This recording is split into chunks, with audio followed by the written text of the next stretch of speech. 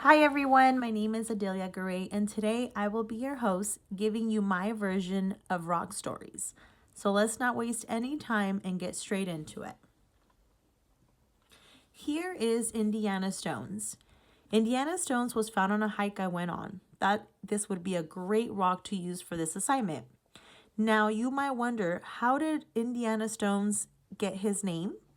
Well, my kids and I love going to Disneyland, and our favorite ride is Indiana Jones. So my daughter suggested, let's name it Indiana Stones. And I thought, what a great idea. Here in this slide, you will see different angles and different lightings of Indiana Stones. Now, you might wonder, what family is Indiana Stones from? Indiana Stones, I want to guess, comes from the igneous family. The reason why I'm guessing this rock is igneous is because it has speckled coarse grain texture with visible black and white grain minerals. It looks like it's rough with interlocked crystals. Another reason I thought it was igneous, it is because it varies from light color to dark. Finding out igneous rocks don't contain fossils since they form from molten material. Lastly, igneous rocks are rough and resist weathering due to their interlocking crystals. Additionally, I think this rock is granite because of its light rock visible minerals throughout the rock. And here is a closer look of Indiana Jones, everyone.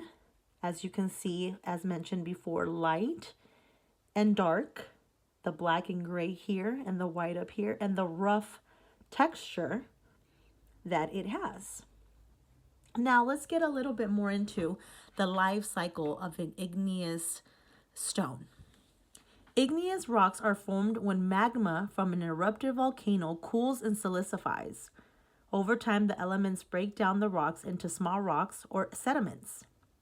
Sediments are carried away, deposited in layers where over time pressure compacts them and forms new rocks called sedimentary. Once formed, sedimentary rocks can experience heat and pressure and turn them into metamorphic rocks. If these metamorphic rocks become heated deeper within its Earth's mantle, they melt and turn into magma. Here on this slide, you will see the volcano erupting and how the igneous rock is here. That is Indiana Stones, and it's in the early stages of its life cycle. Now we went ahead and compared it to two other rocks. And this rock, I believe, is sedimentary rock. The reason being it has a smoother appearance, horizontal layering of different colors, and is clastic rock. And here it is, right here. Not sure if you guys can get a little bit better idea of how smoothing surface it has here. And the texture, like I mentioned, it's a lot smoother, and the color as well. It's a lot different than Indiana Stones. Now, if we go back and look at the life cycle, sedimentary rock would be down here. So it already became an igneous rock, sediment, and now sedimentary rock would be down here.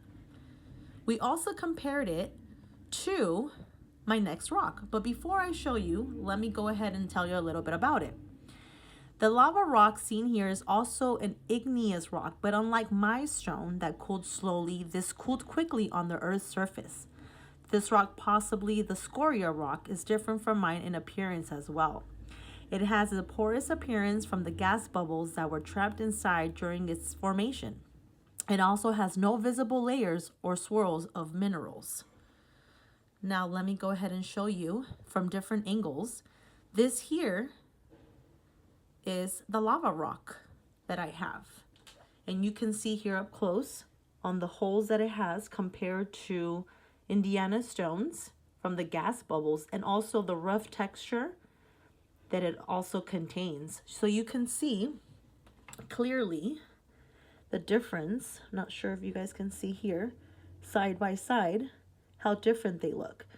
Now, if we go back into the life cycle, here it is, the magma rock right down here. It already went through all of these life cycles, and this is the last life cycle right here.